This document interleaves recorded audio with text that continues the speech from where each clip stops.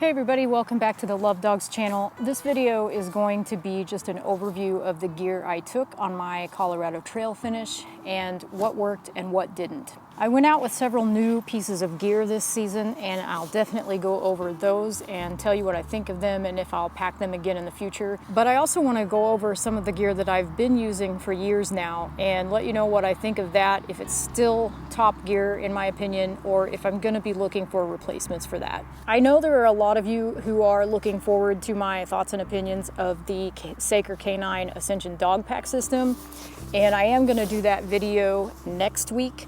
But it is going to be an entirely separate video because I have a lot to say about that and I just want to dedicate an entire video to the dog's gear. So first off, let's start with the pack. I did use a new pack this season. This is the Durston Kakwa 40. Some of you may have watched a previous video of mine where I showed a hack that I did. I actually did a couple of hacks. The first being I added bungee cord to the bottom here so that I could carry my tent on the bottom. I'm used to doing that. I like doing that. I don't like to put a wet tent inside my pack. So I added bungee loops at the bottom. The Durston X-Mid Pro 2 is actually a very short package as opposed to most tents that are a lot longer and would fit in bungee loops on the bottom of a pack just fine. The X-Mid Pro 2 is almost too short for that. And so what I did to ensure that it didn't fall out of the bungee loops is I added just an S-beaner here and I attached it to one of the bungee loops and it stayed attached to that one bungee loop all the time. And then I would just pull the other bungee loop over and clip it into the other side of that S-beaner. And that way the tent never fell out. That worked really well for me. Overall, this pack was really comfortable. I didn't have any issues with it digging into my shoulders, with the straps digging into my shoulders. I didn't have any issues with it not transferring weight to my hips properly. All of that was fine. I just have two areas of concern, I guess, that would maybe make me continue to look for that perfect backpack. I just haven't found a pack yet that really fits women with larger chests. I just found myself continually pulling the straps away from my chest. I'm also asthmatic, so the more things that are on my chest, the more difficulty breathing I have. But in general, for a larger chested woman, I feel like the straps were just in my way. And so that was one area. Now again, it wasn't something that would cause me to just not ever use this pack again. I still think this is a great pack. I'll use it in the future. I just don't know if it's my perfect pack. So that was one thing. And then the other thing, coming from the Zpacks ARC haul, I really was used to having that ventilation between the pack and my back. And so I know to some that this isn't a big deal, but to me, I really felt like I could feel the sweat so much more than I'm used to. And it did bother me. So again, I think it's just something I'm not quite used to yet. At this point in time, I am actually contemplating going back to the Zpacks ARC haul or looking for something that has that similar ARC that's still in the sub 2 pound category. So the other hack that I did a video about that some of you may have watched, I'll link it somewhere so you can watch it if you haven't. I created a hack so that I could pull the straps down to the side instead of pulling them around on the top like they're intended to be. The reason I did that was because the only issue I had with fitting everything from my 60-liter pack into this 40-liter pack was my food bag for an 8-day trip was quite large. And so I packed this pretty tall to the point where I really couldn't roll it as many times as I needed to, and then by the time you pull it around this way, it came unrolled a little bit. So I really needed to pull it down on each side, pulled it down tight. You can watch the video that I'll link about how I did that. That worked really well for me, and I would recommend that. But I do think there's one thing that you need to know, and that is only one side of the sternum strap, which is the extra strap that you buy to make this work, only one side of that has an adjustment strap. For example, this side, you can pull this adjustment strap and tighten it. On the other side, however, there's no adjustment strap. So as your pack gets shorter and you have more room at the top, you can't really pull this side tight. And there's not really a good way to fix that because you need the female buckle on this side, and the nylon strap for that buckle is sewn on and there's no adjustment strap. So basically that hack works really well if you're maxing out the height in this pack, but once you have used up food or whatever, and this top is lower and you need to really pull this tighter, then you're probably better off using it as the pack was intended. The front mesh pocket did okay. I still feel like it's a bit tight, but I was able to fit everything I needed to in it, including extra spiders. The side pockets were great. The only thing is this year I used the wide mouth Nalgene, which I love and will continue to use, but you do have to be aware that if you're using a wide bottle and you pack your pack too full, or if you have something that's protruding on the side your bottle is in, then it does make it a little bit more difficult to put your bottle in and out of this pocket while you're moving down the trail. So I found that when I was first starting out, I had packed the pack where something was protruding on this side and I couldn't get the bottle in and out. Actually, I could get it out just fine, I just couldn't get it back in. But later, when I was repacking, I figured out how to pack a little bit better so that nothing was protruding on this side, and then I could get the bottle back in just fine. So just something to be aware of. I really enjoyed using this bottle and I intend to keep it in the future. It's just more durable. I don't like using single-use plastic for my drinking bottles. I don't use a Sawyer squeeze, so I don't need that to screw on the top. I use a Katadyn Be-Free, and I prefer just using a dirty water bag and filtering into a clean bottle. So I'll continue using this, I think. The no-slip bathtub stickers actually worked really well for pulling the bottle out and not dropping it. I did actually notice that one is starting to peel off, and I think it's because I didn't really have it on very well to begin with, so I'll probably just pull this one off and put a new one on. The others have stuck really well, so I think I just didn't have that one on very well, and then it got dirt under it. So love the Hydrapak 3-liter dirty water bottle. I'll keep using that as well. I put it in the front pocket, which is not ideal, but it works. And I think most backpackers know that not everything you do when you're packing is ideal. Sometimes you just have to make it work. And I feel like the water was one of those things. So I had to bring the 3-liter bag because there was a 15-mile dry stretch on the CT this season. And so I knew I needed at least the 3-liter bladder, and there was no good place to put it other than the front pocket. So what I did was I threaded the Y-strap. The pack has a Y-strap, and I threaded the front part of that strap through this little loop on the Hydrapak bottle. It's what holds the cap on, but since I have the filter in there, I'm not using the cap. So I threaded this through that strap, and that kept my water from flopping out of that front pocket. That worked really well. Yes, I felt that water pulling away from my back, but again, sometimes you have to do things that aren't ideal. I didn't feel like it was a huge deal. Something that I've used for years that doesn't work as well on the Durston Kakwa 40 pack is the Peak Design capture clip. I've used this for many years to attach my camera to. I have a Peak Design rain cover and dust cover as well that works well with this. And I've loved that system for a long time. It's just that with the built-in pockets on the Durston, the strap is too wide and just too thick for that Peak Design capture clip to go high on the shoulder strap where I would like it to be.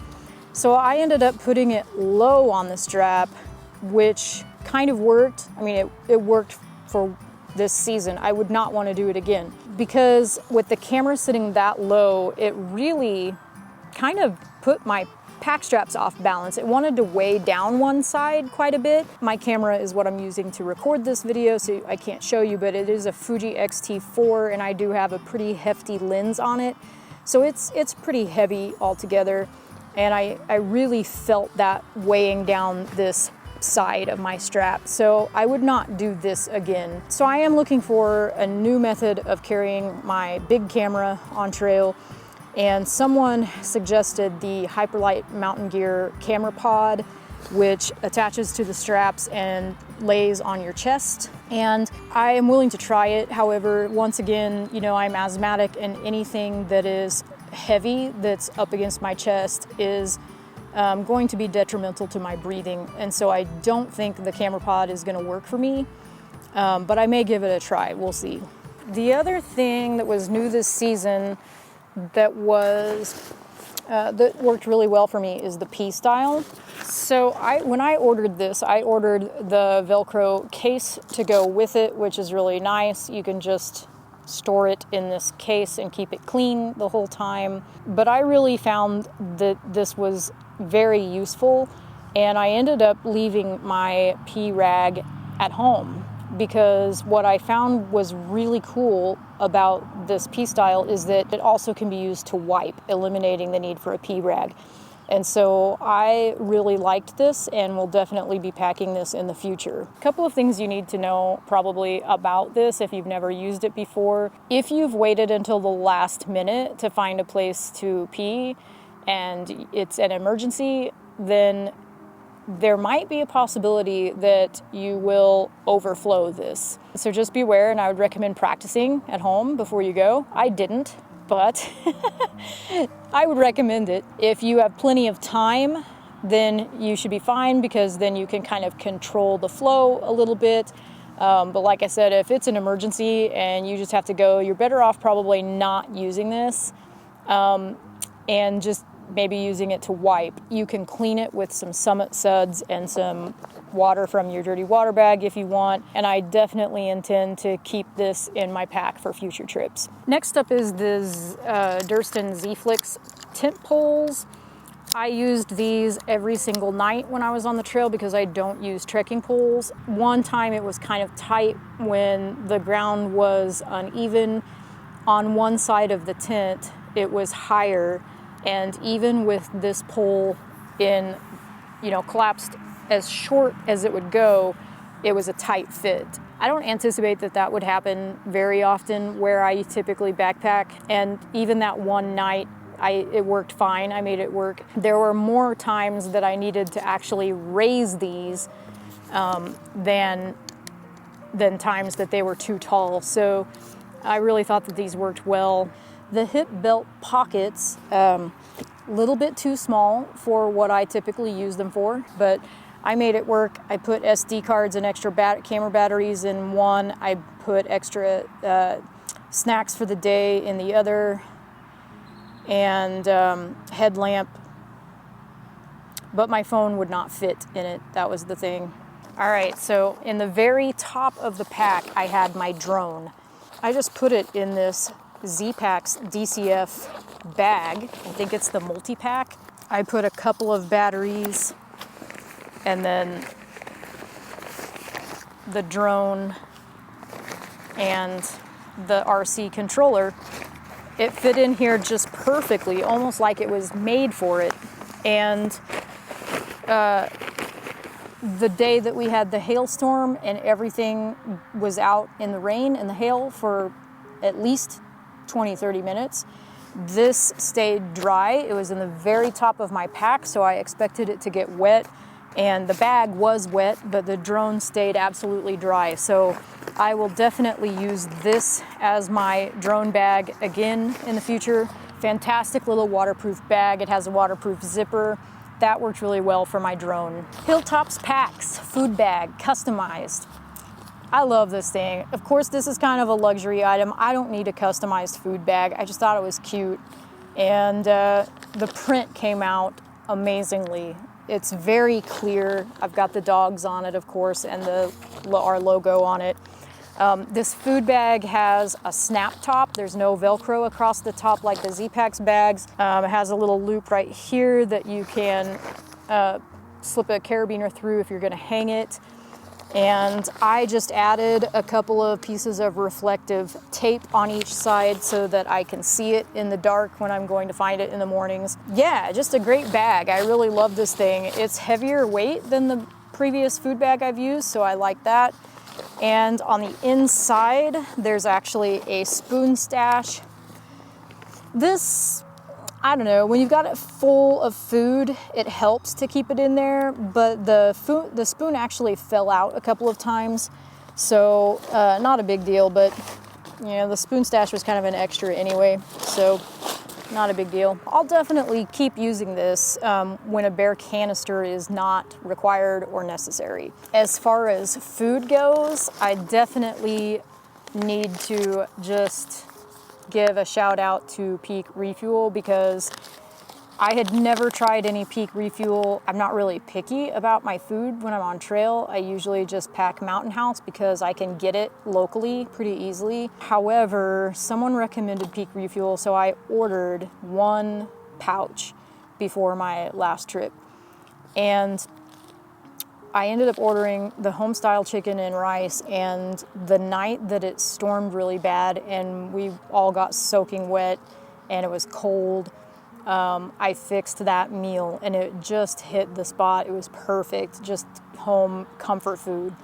And so yeah, I'm kind of sold on the Peak Refuel. So I went out and I bought some more that I had intended to take on the second half of my trip, but they didn't arrive in time. So I now have a bunch of these at home that I'm just saving for the next trip. But I can honestly very highly recommend Peak Refuel. It really tasted like something I would make at home. Also, they're high calorie, higher protein than a lot of other meals, freeze-dried meals. And they have a couple of new, like these Chad Mendez ones that have venison and bison in them. Really anxious. I actually grew up eating deer meat, so I'm pretty anxious to try the venison country casserole. I may end up trying this one at home and not waiting for my next trip. And then the other food item that I just can't recommend highly enough is Epic, the Epic bars. Kevin introduced me to these on the first trip, and man, these are just amazing. My favorite, this is a venison and sea salt and pepper. This is one of my favorites, beef, uncured bacon, and apple. And this is also one of my favorites, bison, uncured bacon, and cranberry.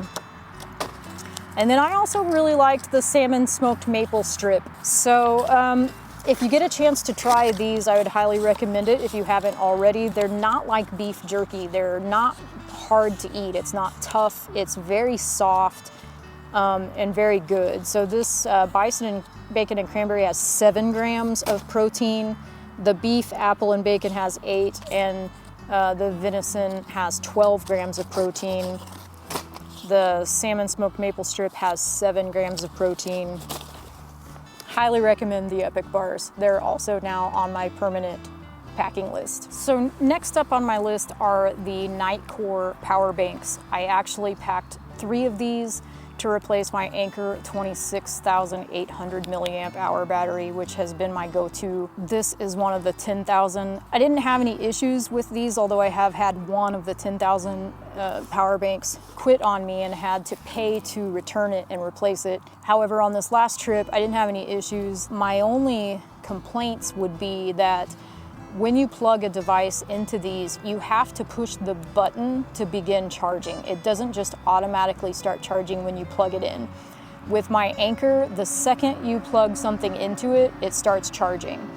I also had a couple of instances where it just stopped charging for no reason. There was still power in it, the device was not fully charged yet, and yet it stopped charging mid-charge for whatever reason. So that was kind of frustrating. I had to push the button again to resume charging. I oftentimes will start a device charging and then leave it overnight while I'm sleeping. And so if it stops randomly, that's no good. So I'm not terribly thrilled with the Nitecore power banks and will probably go back to my really heavy 26,800 milliamp hour Anker power bank because it's completely reliable. It's absolutely the easiest power bank I've ever used. Yeah, sometimes that takes precedence over how light something is. So next up, I want to talk about my cook kit. There's not really anything about my cook kit that I need to change. However, I am kind of curious about the Vargo bot. I could use it to cold soak if I wanted to, and also just sort of keep leftovers for a snack later if I wanted to. So I am kind of looking at the Vargo bot. The Evernew titanium mug is awesome for my tea. It's kind of getting dinged up now. I've had this for quite a while and it's got some dents in it, but I love this mug. I don't necessarily need a double wall insulated mug for my tea when I'm out there because generally this is small enough that I drink it before it gets cold, but also if it does get cold, I just set the whole thing back on my stove and heat it up. I really love this little mug and it's only like 1.5 ounces, so love this mug. So the other part of my cook set, I do love this crossband, and I'll put my lighter pack list in the description so you can check all of this gear out if you want to, but this crossband works really well if you have a pot that does not have a screw-on lid. You can put this on just to keep the lid on and keep all of your stuff from falling out of it. I do carry my fuel canister and a pack towel and my lighter, mini lighter, and my stove inside here. This year I switched to the 750, specifically so I could put the fuel canister and all of this inside of it. This is the BRS stove that's very inexpensive. I've used this one for probably 3 or 4 seasons now. I did notice this season that it's kind of starting to spit a little bit. It just kind of sputters even when you have a full fuel canister. So I think it's probably at the end of its life now. But you know, for being like what, $17 or something in that price range and getting 4 or 5 seasons out of it, that's pretty good. So this year I did bring the Trekology Aluft 2.0 pillow for the first time, and I absolutely loved it. This is actually one of my favorite new pieces of gear. This pillow really helped with my neck issues. It was really comfortable. I didn't have any neck pain the whole trip. And it's easy enough to air up. There is a click valve here. You can air it up in about 3 to 5 breaths. And then when you want to deflate it, you press it and it deflates really quickly. So it packs down pretty small. It does have some little like silicone dots on the bottom so that it doesn't slide around a lot. And of course it has the strap that you can pull around your sleeping pad to help keep it in place as well. And that strap is actually removable. I liked it on because I used it, but you can take it off if it's not something that you're gonna use. I think what I liked most about this pillow is the shape of it. The shape and the top part where you're putting your head is quite soft and comfortable. But this little curve at the bottom here is what I think I liked the most. It curves in here and I just felt like that it cradled my neck perfectly. So I was really happy with this purchase and it's definitely gonna stay in my kit. This is my Enlightened Equipment Torrid Apex insulated puffy. This is a synthetic down, it's not a real down, and I prefer that because if it gets wet, it's going to retain some of its warmth better than real down, and also it's going to dry faster. You know, the puffy is something that you definitely want to make sure is going to keep you warm, even if it just happens to get wet. There's a lot of opportunities on trail for something to get wet. A lot of people joke that it just looks like a trash bag. I don't know many backpackers who are really concerned about how they look on trails, so I definitely am not concerned. It's a very pretty trash bag. But anyway, I really love this. The Torrid Apex, it's got elastic on each side of the hood to pull it tight. It has elastic at the cuffs. It's got a zipper and 2 front zippered pockets. It's not extremely packable, but I mean, pretty packable. What I typically do is fold it up from the bottom into its hood and then pull the elastic tight around the hood. You know, a lot of jackets will fold up into their front pockets. Well, this is the same idea that I've done, but I've just folded it up into its hood and then pulled the hood tight. So that's how I pack my Torrid Apex jacket. Next up is my sleeping pad. I have been using for like over a decade now the Thermarest xTherm. It's the old style before they went to the valve system.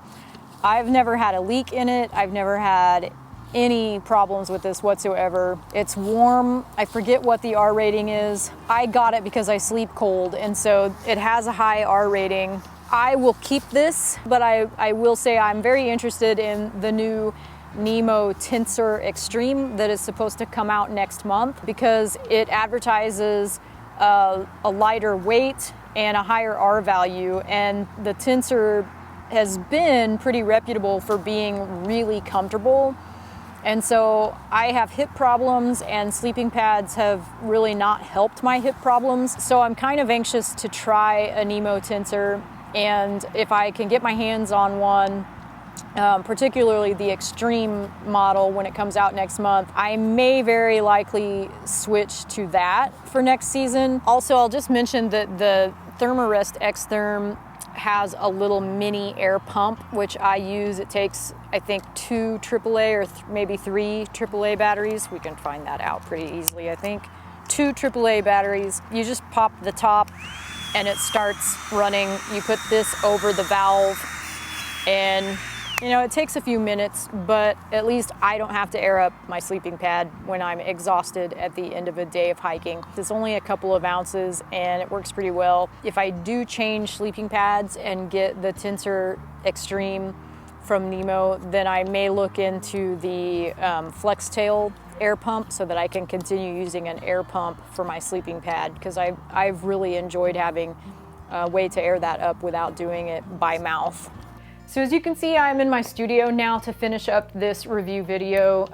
I've got open studio hours this weekend, and so I'm just kind of sitting here in between guests arriving, and I'm gonna try to finish up the gear that I didn't get to in the previous segment. This is the FarPointe Outdoor Gear Alpha Direct mid-layer. It's a very basic design, but it utilizes the Alpha Direct material, which really has a fantastic warmth to weight ratio. So this is really lightweight, but really warm. So it has a hood, and it has just a really short little drawstring on the hood. It's just like really thin paracord with little knots tied in the end. There is not elastic around the wrist cuffs. It's just a hem. There is also not elastic in the waist. You can, and I have used this as an external outer layer. You just have to be really careful because it does snag really easily. I also have the hat that's made by FarPointe Outdoor Gear. This is actually a mix of wool and Alpha Direct material. It's really lightweight and it's really warm. I wear this a lot. You probably have seen me wear it in some of my YouTube videos. FarPointe Outdoor Gear makes some gloves, fingerless gloves, that they call the drifter gloves, and I really wanted to get a pair of those before this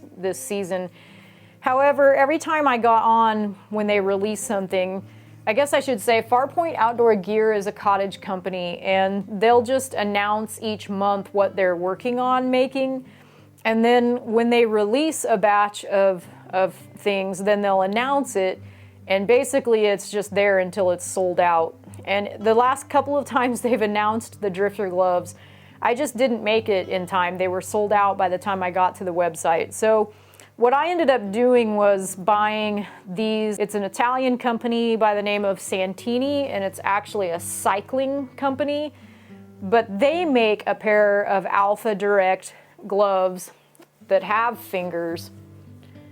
And so I bought those, and I do really like them, and I wear them when I'm sleeping if it's particularly cold overnight. However, I still kind of want the fingerless ones so that I still have my fingers available to use the camera buttons and to use my phone and things like that. So the drifter gloves from FarPointe are still on my list. And then the last thing that's in my overnight bag, my tent camp bag, that I'll just touch on is the ShamWow. And I just cut a small square off of, you know, you can buy these in larger pieces. I just cut a little square off and packed this as a way to wipe condensation off the inside of the Durston X Mid Pro 2. I only had to use this twice, and both times it worked really well. It's very absorbent. I did use it to clean up water on my tent floor when we had the hailstorm and my tent was partially staked out on the ground already. Water did get inside the tent, and so my tent floor was all wet and actually did have a couple of small puddles. And so I used this and the 2 towels that I kept in the dogs packs. I ended up using those. Those are Sea Summit. I don't remember what the name of those. I'll go over it when I do the dogs gear video, but they worked really well to soak up rainwater on the floor of the tent. I definitely am sold on bringing small, lightweight towels because you never know when you're gonna need them. I love this hat. There's nothing wrong with it. It actually kept the sun off my face, is quick drying. It's vented in the sides to allow some air to get through. There is a bungee cord in the back that you can use to tighten it around your head. And there's also snaps, so you could fold the sides up if you wanted to and snap it. And then there's this drawstring to keep the wind from blowing it off of your head. This was great. My family actually got it for me for Christmas one year, and I was really grateful to have it. The only issue I had was this back end kept hitting my backpack, and it would end up getting pushed forward or get knocked off my head completely. And I would try to tuck it down more and then tighten it and try to keep it that way, but the second that I would look one direction or the other, then it would pop back up and then hit my pack again. So I kind of got frustrated with that, but otherwise this is a great hat. I mean, I'll definitely keep it. I'll wear it on day hikes and things like that when I'm not wearing the larger backpacking pack. This is the Zpacks Lotus sun umbrella, and it's silver on the outside and black underneath, so you can kind of see it there. This thing is pretty filthy now. I've used it a few seasons. I think this was my third, maybe it was only my second season. I don't remember now. But initially I bought this for the dogs as a way to, when we take packs off breaks, to pop it up and let the dogs lay underneath it for some shade when we're above tree line. And it works really well. The dogs have learned what it is. The second I pop it up when we're taking a break, they'll run and get under it and lay down under it. I also, this season, finally figured out how to attach this to my pack and wear it while hiking. For some reason, I couldn't get it to work on my Zpacks shoulder strap. It would actually dip down in front of my face, and so when I would be on a climb, it would be in front of my eyes and I couldn't see anything ahead of me, and that annoyed me. For some reason this year with the Durston Kakwa 40, it worked fantastically. So this past season I actually did wear it attached to my pack, hands-free, and didn't have any trouble with it at all. It didn't block my view on climbs or anything. It was great. The only time you really have to be careful with it being hands-free is if you get a big gust of wind, it's gonna take off with the umbrella and you if you're attached. So yeah, it's not the best in wind. However, nothing's broken on it. I mean, it's really held up in some wind. It's not broken any spokes on the inside or anything like that. I definitely will keep this in my pack as well because this has really proven to be a worthwhile piece of gear. I just remembered that I need to re-record my thoughts about this, the Summit Ultra-sil Nano poncho. As you might recall, I was very excited about this poncho because I was looking for something that I could just put on over the pack and everything. I wouldn't have to take the backpack off, put a jacket on, and put my backpack back on. And you know, it's not a huge deal, but as I've said before, any little thing that you can do to make things easier on trail, especially at that altitude, is really helpful. And so I was super, super pumped about this rain poncho. I thought this is gonna be great. I can just put it on over my pack. I actually stored it in the Durston Kakwa 40's secret pocket that's over here on the left side, and I was really excited about it. Well, this thing was an epic fail, and the biggest reason why is just it's too lightweight. The wind was blowing it all over the place. You could probably fashion some sort of belt for this thing, even if it was just like an elastic cord or a nylon strap with a buckle or something of that nature you could probably do. You know, wearing a backpack kind of complicates that. However, you could do it. It's not impossible. I just was so frustrated by this and my experience with it on trail that I definitely will not give this another shot. Will I keep it? Maybe. I might keep it just to use around home for some occasions when it's raining and not windy. But anyway, let me just tell you my story. So the sky was looking really dark and clouds were moving in, the wind was picking up a little bit. And so I thought, hey, it's probably gonna rain, I'm gonna put this poncho on and be prepared. So got it out. For one thing, the wind's blowing, so as I'm trying to put it on, the wind is blowing it every which direction and it complicates putting it on in the first place.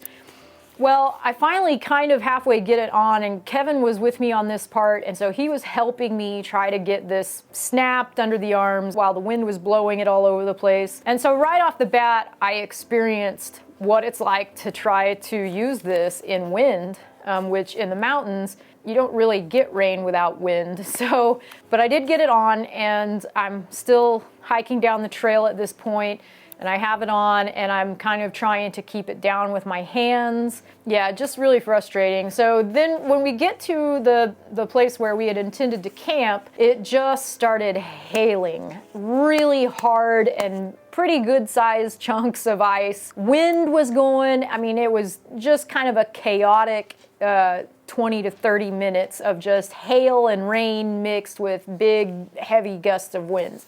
So my tent was actually on the ground. I had barely put 3 stakes in it when this all started, so the tent wasn't up yet.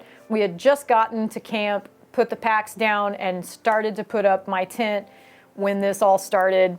And I, of course, the first thing I thought of was the dogs, because they're my priority. So, you know, we're above tree line. There is absolutely no cover whatsoever. And so I grabbed the umbrella, and I have my poncho still on. The wind's blowing it all over the place, but it's on. And so I call the dogs to me and pop the umbrella up, and I am crouched down on the ground under the umbrella with both dogs next to me. I have my poncho over the dogs as much as I can, and I'm trying to hold it over them while the wind's trying to take off with it and the umbrella and everything. I mean, you can imagine the chaos of all of this. Hail coming down, wind blowing, the dogs are kind of scared.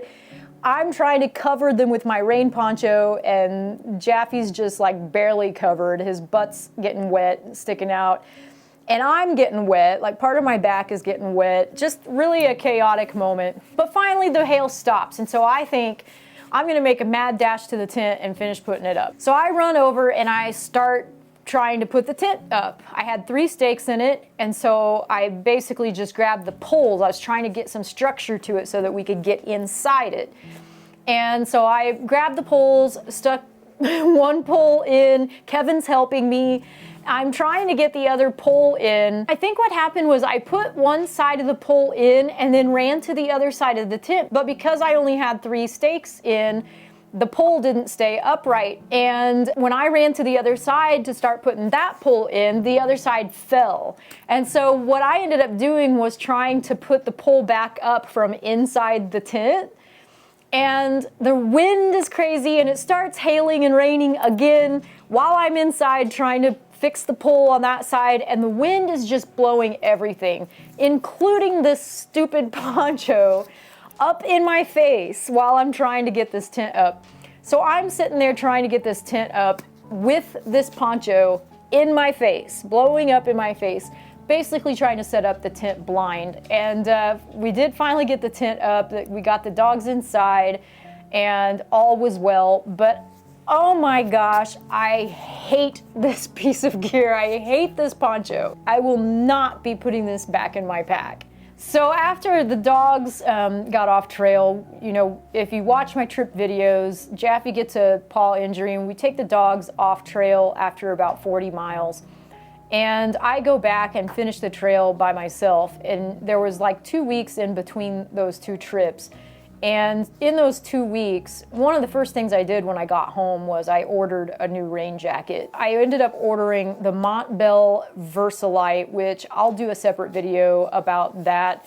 But I really liked it, so that's what I used on the second half of the trip. So I went back to the jacket camp. I do think that covers most of my gear. Again, I'll do a separate video for the dog's gear and the Ascension, Seeker Canine Ascension dog packs. I haven't forgotten, I mentioned that when I hit 500 subscribers that I was gonna do a drawing, and I'm still planning to do that. I will also record a separate short video to do that. A lot of people have been asking me what's next as far as trips go, and I gotta say I don't have anything planned right now because I've gotta focus on making some money. So nothing planned right away, but usually I try to do a Campsgiving trip every year. It's kind of an annual tradition for me. The focus really on my Campsgiving trips is just to relax and actually try to cook Thanksgiving dinner either on a camp stove or a campfire. That is really my next planned trip for sure. Otherwise, I've just got to get busy and make some money and